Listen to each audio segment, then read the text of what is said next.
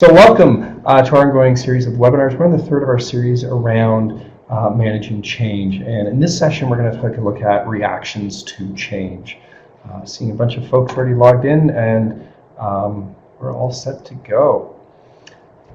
Just a reminder for our logistics today, your hosts, David Donaldson, myself, with Scott in the background helping us out on the technical side. So if you have any issues technically, just pop into that chat box and type in any questions, comments, or thoughts. Scott will be monitoring that, as well as he'll be monitoring the email. The sound technology, sometimes when we first get started, it takes a few moments to kind of settle, so be patient. As the technology is evolving, it seems to be working much better these days. And as always, we are recording these sessions so that you can watch them later, depending upon your availability today. As always, we have the drop down at the top, so you can raise your hand, make a comment. We have the chat box. We'll keep that open throughout our session, and of course, as always, we accept applause. All right. As we like to do with our sessions, we're going to start with an opening thought, and our opening thought today is: our reaction to a situation has the power to change the situation itself. And I was really looking for kind of something to kind of set where we're going today. And I really like this one. When we think about our reactions, whether it's to change or to any other situation, really how we react defines that and defines the situation. And a lot of this is really, when we think about emotional intelligence as a concept, as a tool, that's really what it's all about. It's about how we react to whatever it is we're dealing with. Now, based on that reaction, we really define the situation. We really change that situation. You think about a very simple example. You're driving down the road and someone cuts in front of you closely. You have to, slam on the brakes to avoid having a collision. Now, how do you react to that? In the extremes, we could, rev up and go around them and cut them off and give them back, or, flip them the finger. Very extreme, we could pull out a gun and shoot at them. Or we can, accept the situation and say, yep, that's okay, and, give them some space and move on. I mean, we don't know what's happening on their side of that coin. So how we react to that situation and how we behave really defines that situation. So we're going to think in terms of how we react in terms of change, and I'm going to pose to you our first question today, which is: how do you react during change? So I'm going to get you to pop into the chat box there below the question and type in some of your answers.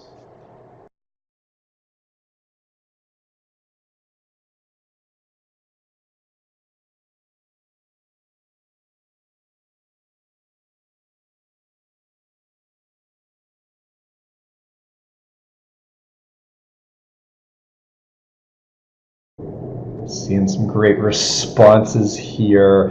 And I'm loving the range. And Christine, thank you for, popping in so very quickly and just, living what you say. Embrace it. Let's do this. Jumping in there. From Steve, accepting. From Morgan, too slowly most of the time. Morgan, thank you for your honesty. Yeah, sometimes we pause. We don't jump in as quickly as we could. From Christine, correcting her spelling mistake.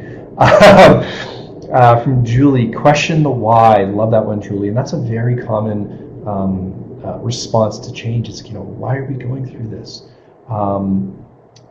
Elliston saying mitigate, and I'm not really sure what you're thinking there. So if you could expand on that a little bit for me.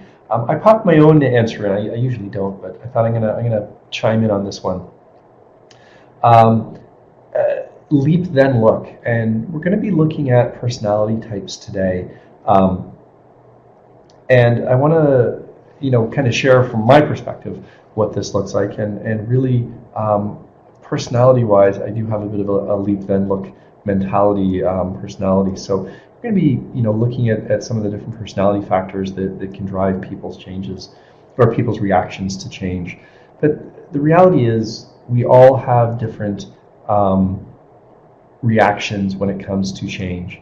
And we have our ways of reacting, and while they're not really right or wrong, they are. And the more that we can understand those reactions and direct them, the more we can, have that kind of bit of control. When we think of reactions to change, they kind of fall into two basic categories. The first is fear, and the second is excitement. So we have, fear, apprehension, concern. It can even get into the levels of hostility, and then depending upon how that plays out, we may get into some sadness, some loss piece. We're gonna finish out our time looking at the change curve, which we have looked at in other sessions. On the other side, that we have excitement, the anticipation, that adventure piece. So those who are answering, I embrace it, and I jump, and I leap before I look, probably embracing the excitement and the adventure side versus the fear side. And of course, we're going to have a blend, and it's going to be situational, because there are going to be some that we're excited about, and then there's others that we're going to be more concerned or fearful around. But really, those are kind of your two basic reactions when it comes to change. Now, we look at reaction versus response, and I really wanted to kind of think about what that looks like and how we can kind of separate those two out. And I've put in here system 1 and system 2. We're gonna come to that in a second. But the reaction, this is our emotional reaction. This is our knee-jerk, how do we feel about this? Versus our response, and our responses are logical. Now, we as humans, we actually have two brains, depending upon who you read around neuroscience. We have two or three brains. I'm just going to take a look at the two, which is your logical or thinking brain, your neocortex, and this is really your system 2 brain, versus your reactionary brain, which is there's the whole limbic system, but part of that is the amygdala, and this is where our reactions or our emotions come from, and that's our system 1. So our system 1 is that subconscious, instant reactive type brain, versus our system 2, which is the more logical, thought through. Now, we cannot control our emotions. Our emotions are our emotions, and they are what they are. But what we can do is we can control what we do with them. And this is, when we look at the two systems that we have, system 1, system 2, this is really kind of the type of thing that we're looking at. Our system 1 is our reactionary. It's the emotional reaction, versus our system 2, which is our logical, we think through it system. So looking at the anatomy side, we have the neocortex, and then we've got the midbrain and the reptilian brain, which is where we end up reacting. So our neocortex, that's our advanced brain, that's the one that gives us our thinking, our ability to speak, reason, perception. This is the one that when you're super tired, when you're hungry, when you're thirsty, it starts to shut down. And this is why when folks are fatigued, when they're hungry or dehydrated, they get reactionary. Because what's happening is the amygdala, the lizard brain, is starting to take over. Now, these two brains are constantly fighting for control. And in advanced civilized society, we take the time to think, we have rules, we have that whole reasoning and processing piece. It's when the amygdala sort of jumps in front and does that reaction piece, and we refer to this as an amygdala hijack. So when we react, and our amygdala, our lizard brain starts to kick in, we have very few options, really. We can flee, we can fight, is it food or is it a friend? And this is what's happening, for example, when you first meet someone. At a very subconscious level, you're immediately evaluating them. And you're saying, okay, are they a friend or are they a foe? And if they're a foe, I need to either flee or fight. What does that situation look like? Or is what I'm being presented with food? Can I eat this? Right? And this is a very basic, simple response. When we put that into the context of meeting someone for the first time, you very quickly evaluate them. And we've often heard the stats around how quickly someone evaluates you when you first meet them. So we think about what we do, and we do things like we get dressed up and we put on a nice tie and a nice suit, and comb our hair and things like this, because we're looking to present ourselves to elicit that friend response. And when we can elicit that friend response, then at kind of that subconscious level, we're getting the immediate response of, hey, this person's a friend, and I want to get to know them, that kind of thing. Versus the fight or flight response, and sometimes we meet someone and it's like, we don't know why, but I'm getting a bad feeling here, and I just feel like I need to kind of run away. So we've got this reactionary piece happening. Now, we're just going to do a quick poll. And which of the two systems do you think is faster? I'm going to open the poll here. So do you think the React System 1 or do you think System 2 is the faster system?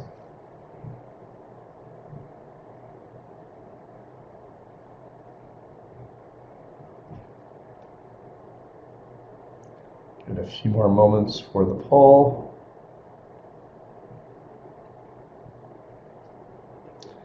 All right.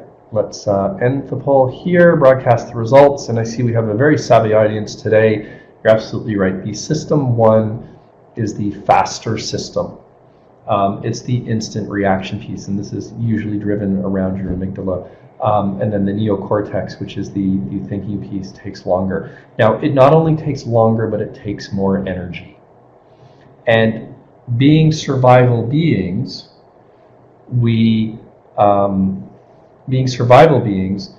what we want to do is minimize our energy expenditure. So we're always looking for what is the quick, fast, easy way to get the job done. And it's not that we're lazy, it's that we're looking for how can I minimize the energy that I expend. And a quick demonstration of this, if I were to ask you, what is 5 plus 7? Right? Now, you're all thinking, 12. That's easy, no problem, got it, right? That's your System 1 at work. Now, if I asked you, what is 57 times 123? Usually the response I get back is, yeah, sometimes make a joke, redirect. And what we're doing is we're avoiding the extra work that it would take to do that math. Now, when we look at that and say, okay, how does this apply to reactions within change? When you put someone into, I need to use my System 2, when I need to think, I need to process, I need to really consider, you're asking them to do a high energy expenditure task, like multiplying two large numbers together. Grade school, high school level math, you'd be able to do that. It's going to take a little bit of effort. It's going to take a bit of work. We'll typically look for an easy way out, like we'll grab our phone and pull up our calculator app. But we'll tend to try to avoid that. Now, when we're dealing with change, any change requires a higher level of energy expenditure because we're doing something new. We're doing something that is not comfortable. We don't have the neural pathways all set up, and we're doing it in a way that takes more energy. Now, the more we practice that, the easier and easier it becomes. My nephew, who turned 19 a little while back, he's got his G1. And I took him out for his birthday. I was like, hey, you can drive, toss him the keys. And it took him a good 5 minutes to get out of the driveway. Now, to his credit, he was being very cautious and very systematic. But it cracked me up because, we got in the car and he sat down and he turns and he looks at me and he says, I need to adjust the mirrors. I'm like, okay. And he very systematically, carefully adjusted the mirrors. Okay, that's done. Oh, right, seatbelt. Seatbelt goes on. Got to locate where the stick shift is, or where the shifter is, and where the key goes, and getting very, very careful and going through everything very, like there's a high energy expenditure here, because he's using very, System 2, carefully thinking it through. Now, I can imagine in a year or so from now, when I hop in the car with him, it's going to be quick and instant. Key will go in, seatbelt on, mirrors adjusted, car started, we're out of the driveway, right? As we all do. So, as time progresses, when we look at change, because he's facing a pretty big change right now, his reactions or his ability to do things is going to move into that System 1, into that very quick and easy. So when we have reactions to change, we look on the spectrum of negative, neutral to supportive, it's very natural initially to have that negative response. That said, our logical brain kicks in, and now we get into the whole concept of this makes sense. Yes, it's going to be a higher expenditure, but you know what? I see the reward down the road. And this is why, and thank you for that, this is why people always ask, why am I doing this change? What's the benefit? What's in it for me? Because if I can see that good benefit, I'm going to make the investment, because really that's what you're asking me to do. You're asking me to make an investment here. So when we look at change, when we look at those reactions, and we've got the resistant, neutral, and supportive, you know, in a larger population, we're going to have a spread. We're going to have some folks who are resistant, some who are neutral, and some are supportive. And in a large enough population, we'll likely end up into that sort of normal distribution, with 68% being neutral and 16 resistant and 16 supportive. Now, we're going to move into our second question here, which is based on this distribution. Where would you put the majority of your energy? Now, apologies, I didn't get a poll set up for this. So what I'm going to do is I'm just going to use the chat box here, and let me just clear this. And what I'd like you to do is, if you could pop into the chat box and type in where you would spend the majority of your time. And I'm just going to highlight the word most here, because this isn't about spending all of your time. You're not going to focus on one at the expense of the others. What you're looking at is where you're going to spend the majority.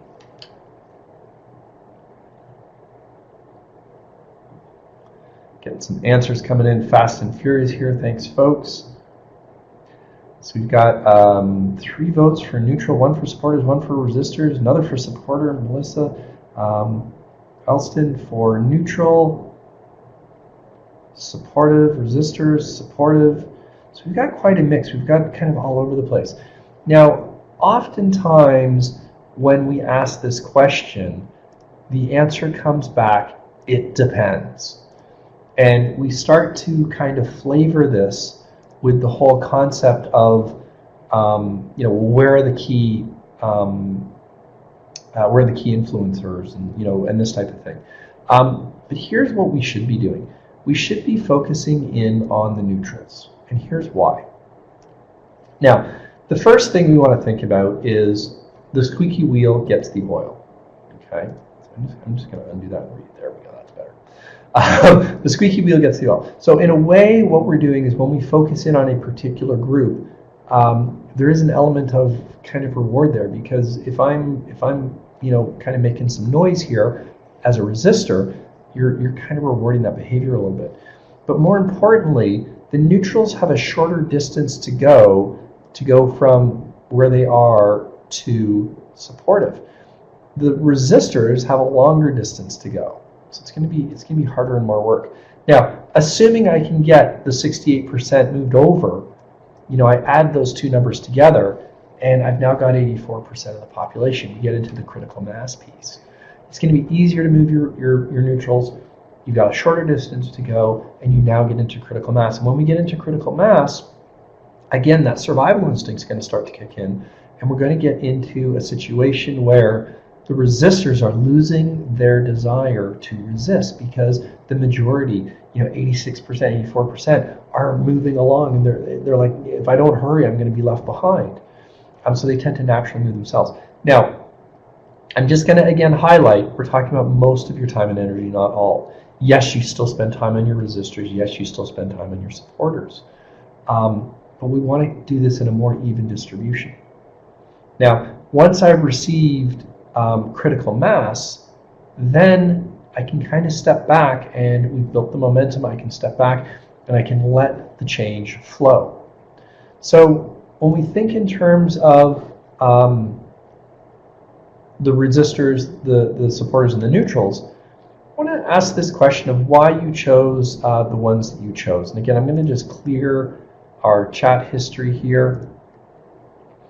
What was your rationale for choosing either the supporters, the neutrals, or the resistors?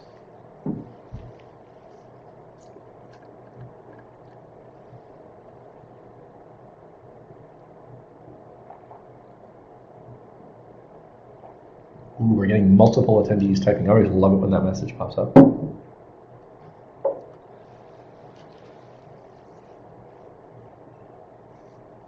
Give you guys a few moments to put in your...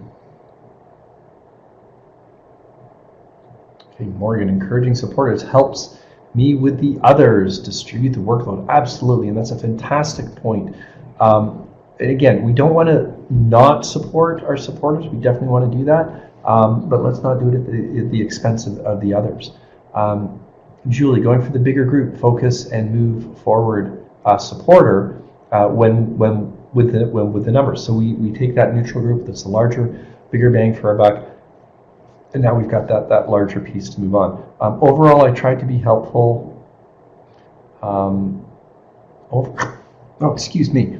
Overall, I tried to be helpful, so to me it means supportive. Okay, absolutely, yes, Melissa. So we definitely want to support our supporters.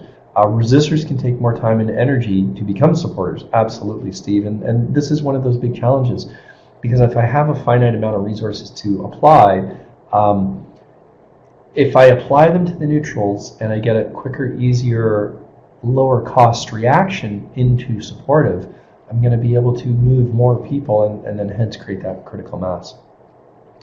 Wendy, by putting energy into supporters, others will be drawn in. Absolutely. Elston, I do not want to be identified as resistant to change.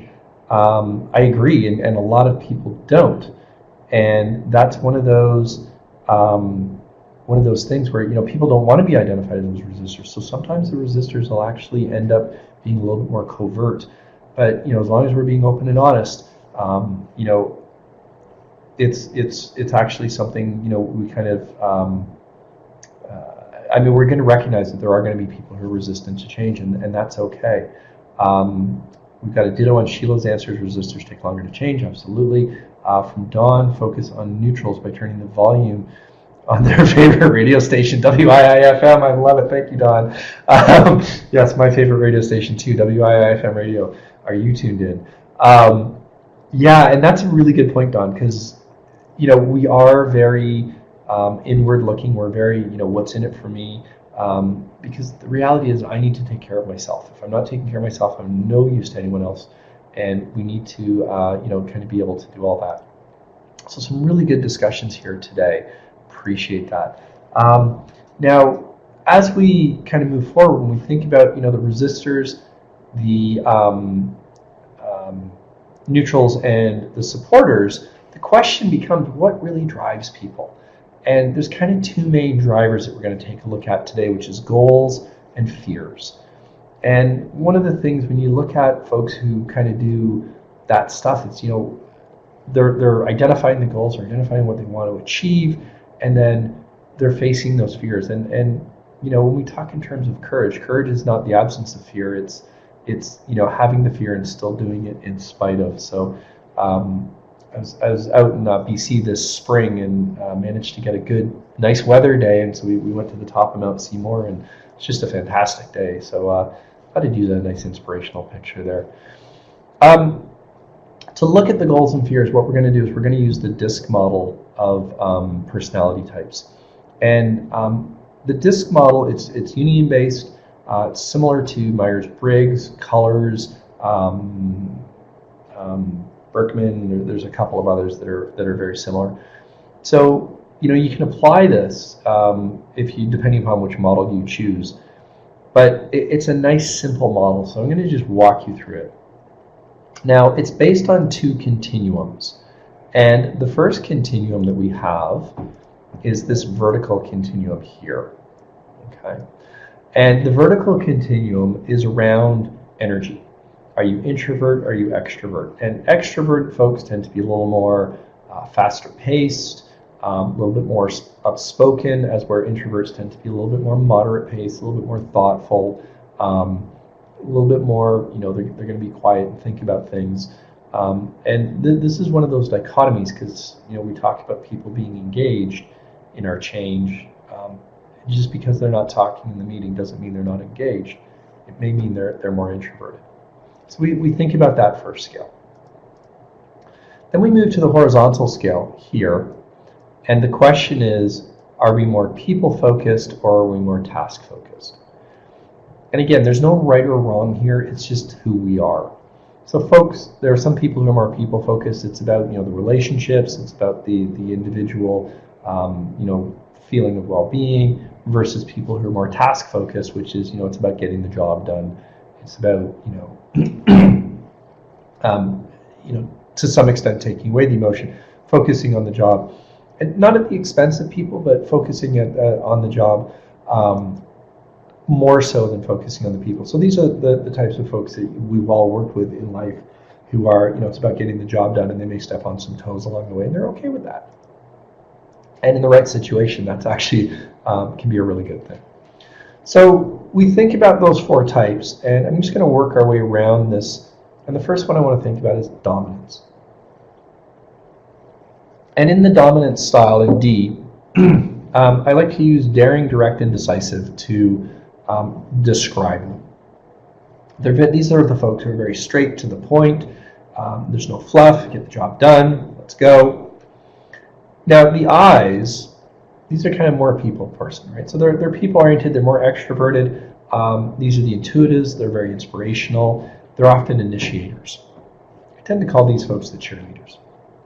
So these are the folks who tend to be rather loud and a little bit more flamboyant, but they're very people focused. Now the S's, the S's are our steadiness. The words I like to use here are around status quo. They're sincere. They're stable. These are the folks who tend to make relationships take a little bit longer to establish those relationships, but when they do, the sincere piece kicks in. They tend to hold those relationships longer and have them a little bit deeper. In terms of change, the S's often get a bit of a bad rap around the resistant to change. It's not that they're resistant to change, it's that they don't like the turbulent waters that are the middle of the change. And it's that transition from the old state to the new state that they struggle with. So, status quo. They like to keep things the way they are because what they're looking for is they're looking for the smooth waters. So an S can very much tackle the change. It's about looking at the destination. They're never going to be comfortable in those turbulent waters in the middle. A C, again, we're going to move back over to the task-oriented side. This is conscientiousness. Clear, correct, concise. These are the folks who are going to identify the spelling mistake on page 37, second paragraph of your report. These are the folks who, when you distribute that report ahead of time, are actually going to read it. The D's, the I's, the S's, not as much. A high C is really going to scrutinize that. They're going to go through, they're going to look at all the details. Now, we think about what are the goals and fears and the drivers of these folks. So in this chart here, we have what are their goals and we have what are their fears.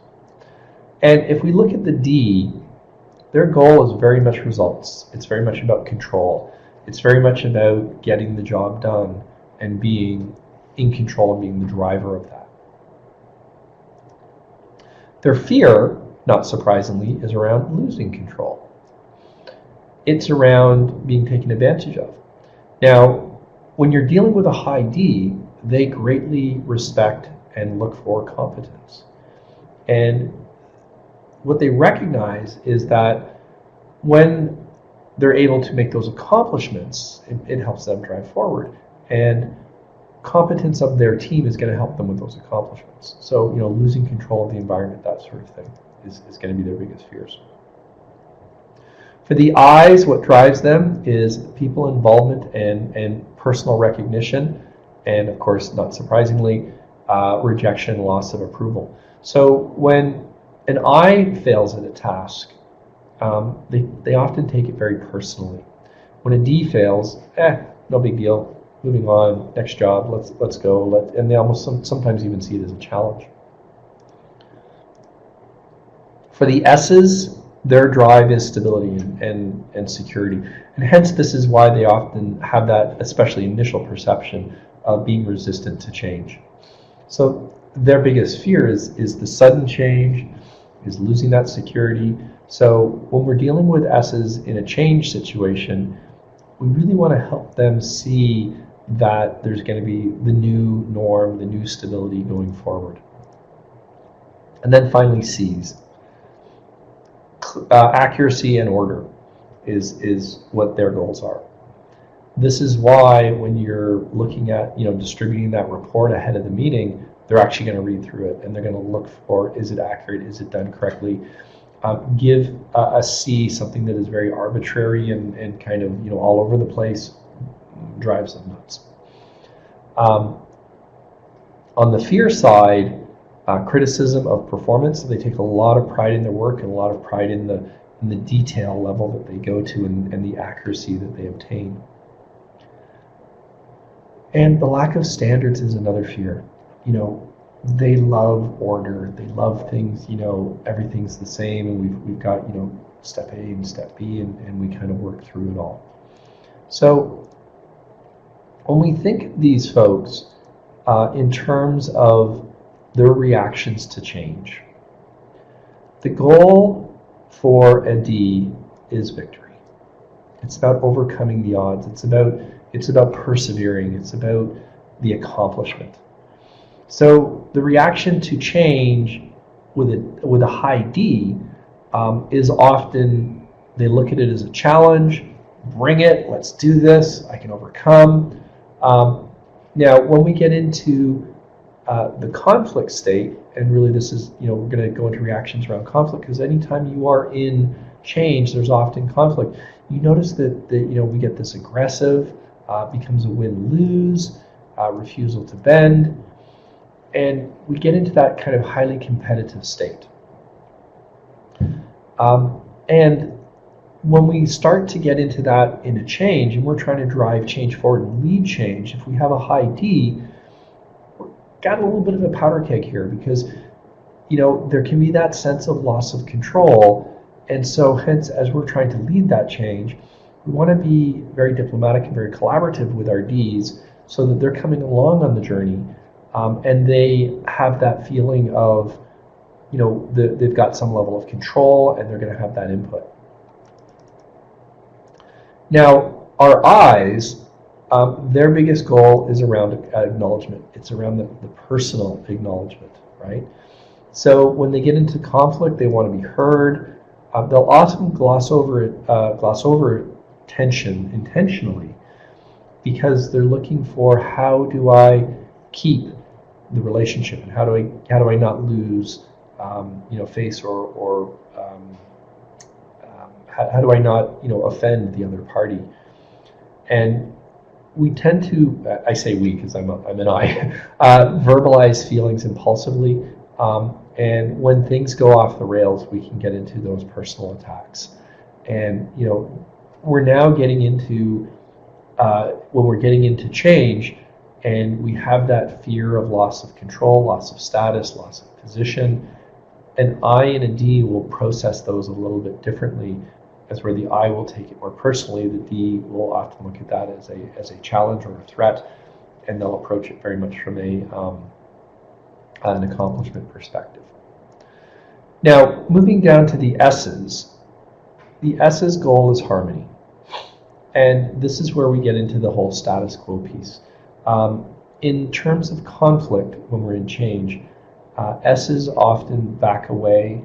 They won't attack it head on, and we're avoiding that aggression. Tries to save the relationship, because we're really run the people side versus the task side. Very much relationship based. The S's. We often see accommodating or giving in type behavior, but unfortunately what this does is it leads to stuff simmering below the surface, because when we get into accommodating or giving in, the other party is getting what they want or need. We're not, and that can lead to feelings of resentment and so forth. So S's, again, back to that powder keg analogy, but it's a little bit more below the surface. It takes a little bit more to kind of trigger them and bring them to the surface, and then when it does, it's been simmering for a bit of time. So as we're helping our S's move through change, a big part of that is helping them see the new destination. They're going to be uncomfortable through the middle. We need to show some empathy around that and help them kind of work through that. But the reality is, we've got this new norm, this new smooth waters down the way, and we're going to get there. Finally, our C's, our conscientiousness, their goal is justice. Now, when we look at justice as a concept, it's about the logic. You think of the classic image of the scales of justice, the statue, the blindfold, and holding the scales. And it's about, I'm not using my opinion here, I'm weighing the facts. And if the facts tip the scale one way or tip the scales the other, that's the way it's going. So with these C's, when we get into conflict, they'll become defensive, they'll strategize in a controlled fashion, so we won't get that emotional reaction, which is nice to work with. But we can get into the passive aggressive, excuse me, and they'll try to overpower with logic and facts. If you want to change a C's mind, give them the numbers, give them the facts. They don't work on that emotional level, they work on more of the logical level. So while they may not be necessarily happy with something, if the numbers say that that's what it is, they're going to be accepting of it. They're going to kind of move forward with that. So we really think about, how can we help each of our 4 quadrants as we move through change. We think about what are the goals and fears of those folks. Now, just to kind of wrap this up, this part of the discussion, your biggest opportunity or potential for conflict lies in the diagonal opposite. And if we think about these 2 continuums, we have the assert versus suppress, the extrovert versus introvert, energy on the vertical spectrum. We have logic versus feeling, or task versus people on the horizontal spectrum. When we go diagonally opposite, both of these measures or continuums are in their opposites. And we think about that, and we think about, we're looking for victory versus we're looking for harmony. We're getting aggressive and autocratic, and it becomes a win-lose, versus we're avoiding aggression and we're trying to save the relationship. And anytime you get into that kind of win-lose, the party who's on the losing end of that's not so much. So next time we're trying to help our teams through change, and we're kind of wondering why they're reacting the way they are, because that doesn't seem right to us, and that's odd, it's probably because we are not in the same corner of this model that they are. Now, we are all a blend, okay? So as I look at this chart, I'm thinking, okay, becomes aggressive. Yep, that happens to me. Yeah, I do want to be heard. Absolutely. I do want to save the relationship. And I have been known to try to use logic and power to overcome. Now, we all are a blend of these, but we tend to have a predominant style. Now, when I did the full assessment on this, my dot kind of ended up in this position here. But when I get into conflict or I get into high stress, I tend to move more into this side here and get into some of this behavior when emotions get really high. Now, one of the things I love with this DISC model is it's not an excuse. You can go to any one of the 4 corners and you can kind of adjust and work in whichever mode style makes the most sense and helps you with that current situation. And I've actually caught myself once or twice where I've started to get aggressive or autocratic and recognize that, okay, this is not going to be good for the situation, so let me back that off, right? And it has saved me a couple times. So we kind of think about where the different folks are, what kind of styles they have, and how that might look when we're dealing with change. Now, I'm just going to pop back into our question here and ask, what type of style are you predominantly? Clear the chat. And you can just use the number. So I'm an I. Just curious as to what type of style do you see yourself as? And we are going to be kind of a mix of them. And you think about kind of what is your most predominant style. Okay, interesting. We got a couple of C's today. This is interesting. A couple of I's, a D. Excellent. Now, the purpose of this is not to call anyone out to say, oh, you're better or worse, because they're not. They're all the same. They've got their pros and cons, like with anything. One of the things I really like to do, though, when I'm putting together a team, is I look for a blend. If we have all D's versus all S's versus all I's and so on, what's going to end up happening is we're going to kind of go into a particular mode of working. We'll go into a particular mode when we get into how we deal with the change and how we deal with stress and reactions. And while that will tend to make the team a little bit more understanding of each other because we're all kind of on that same page, teams tend to be less productive when they're homogeneous like that. You want to blend, because where the D brings some great benefits to the team, such as that decisiveness and that let's get moving forward stuff, the S's balance that with the status quo and kind of finding those smooth waters. The C's introduce that great, wonderful, which I absolutely love, the researching and the going through the details and making sure that we've got all our ducks in a row, and the I's bring up that energy and get the team working and going, and so there's all kinds of benefits with each of the four styles, and when we can do more of a blended team, we're going to gain the benefits of the various styles while tempering some of the negative aspects of each of those styles. I now want to introduce the final piece and look at how this would play out on a change curve. Now, the change curve, we've got the impact of the change here on the vertical axis in time. So over time, we all go through this curve, and we start out with a bit of denial, move into resistance, get eventually to acceptance, and then as we fully commit, we move into commitment. Different styles are going to show themselves differently in different areas.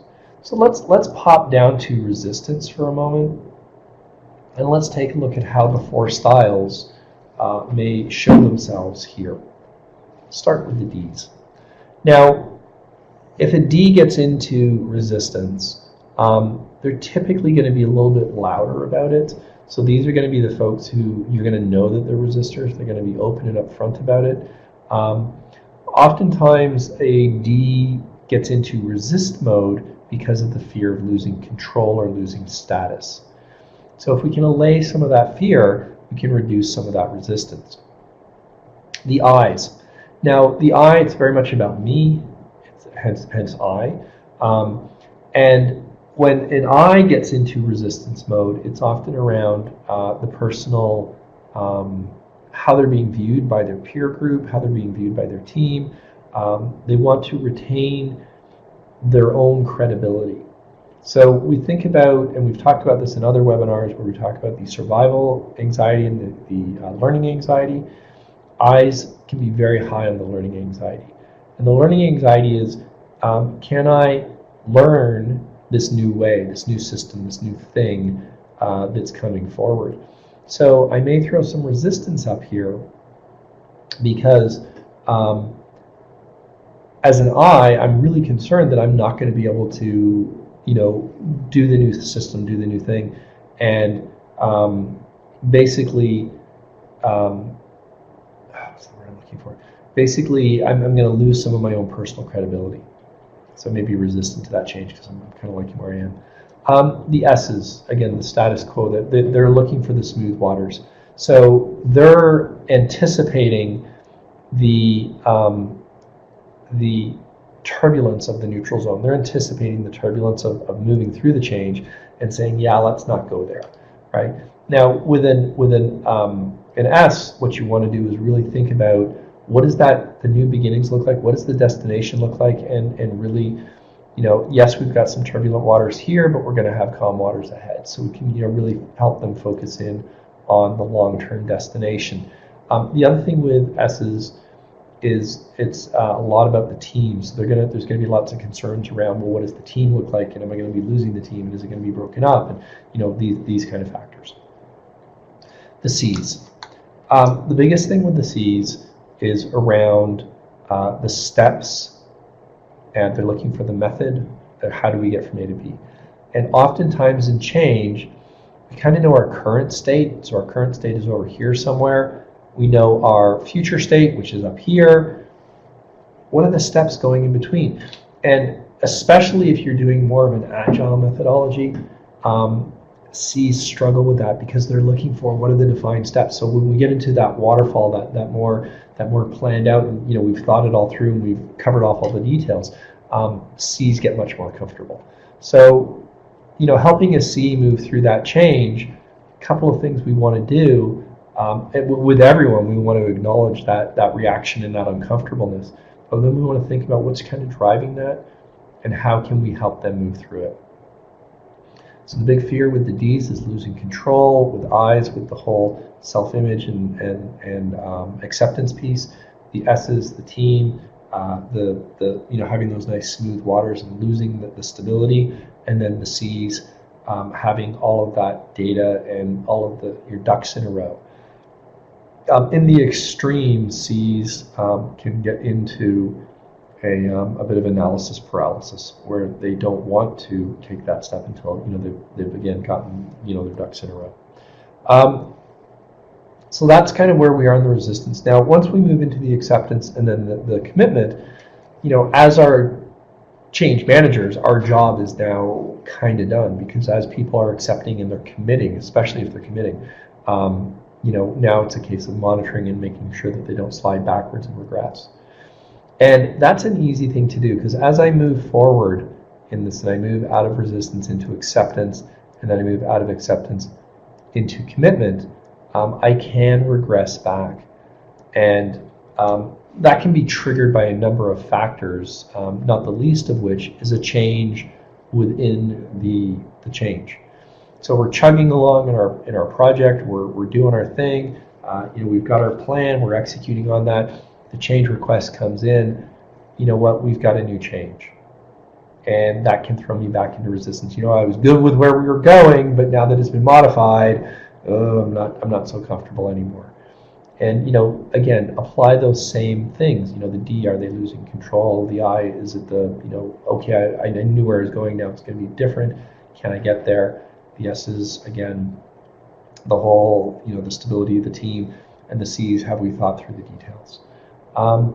So we think about those various personality types and how they may manifest themselves within that. And I see we've got a question popping in from Dawn.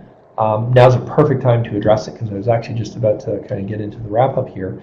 How does the DISC model align or compare to other models such as Myers-Briggs or Kolbe? Now, DISC and Myers-Briggs are both based on the same core.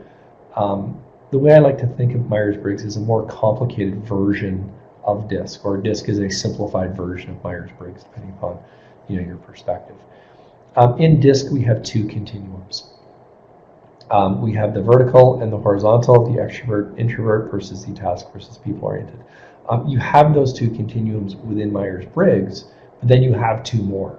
So when you look at the Myers-Briggs, it's a 4-letter designation, and basically what you're doing is you're saying which end of the 4 continuums are you at versus the 2 continuums. And because we're only in 2 continuums, you end up with a 4 quadrants, so you can just use a single letter.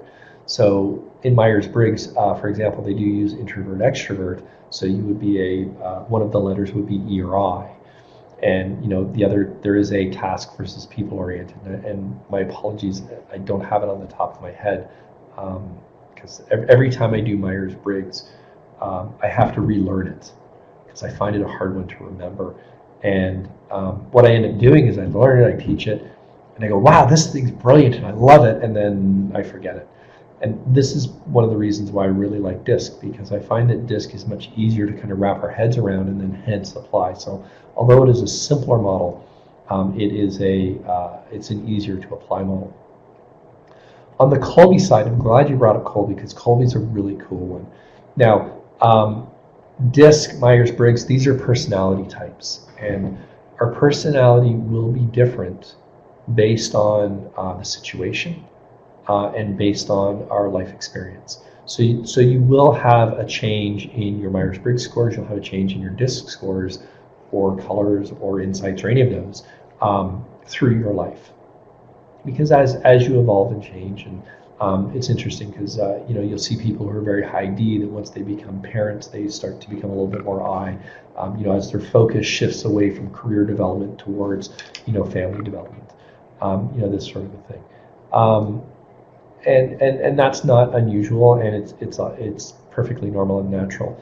Also, you'll tend to see people who shift personality types based on the situation. So someone who's a very high D, for example, will often become a high I in a social setting, and sometimes vice versa. People will be different people in different situations. Kolbe, on the other hand, this is actually a cognitive assessment, so this is actually how your brain functions.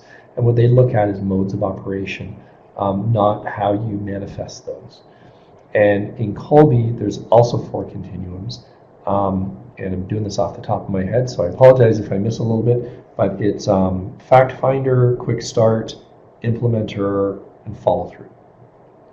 And if you want more info on this, please just fire me a note or give me a call. I'm more than happy to discuss it with you.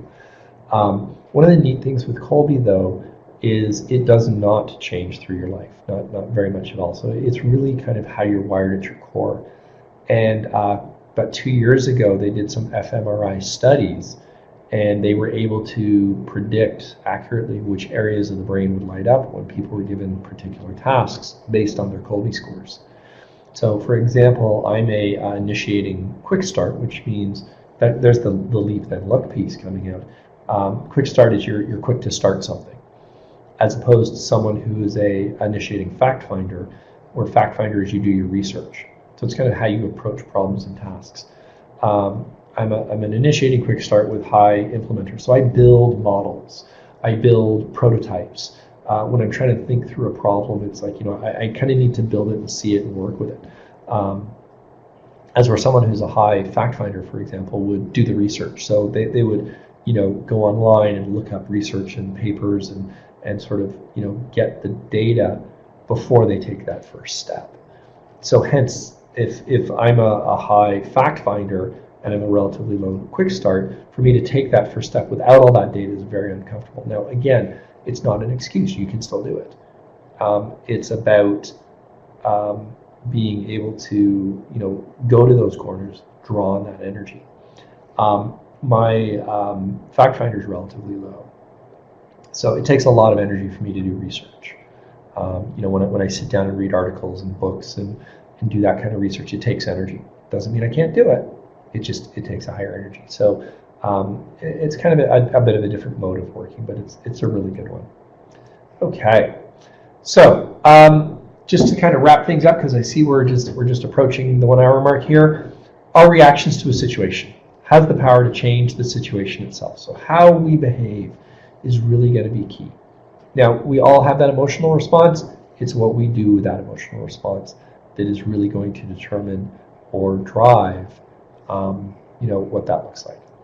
And just as we finish up here, November 1st is International Project Management Day, and we're going to be hosting an event on Thursday, November the 1st, 8:30 to 4:30 at the North York Memorial Community Hall.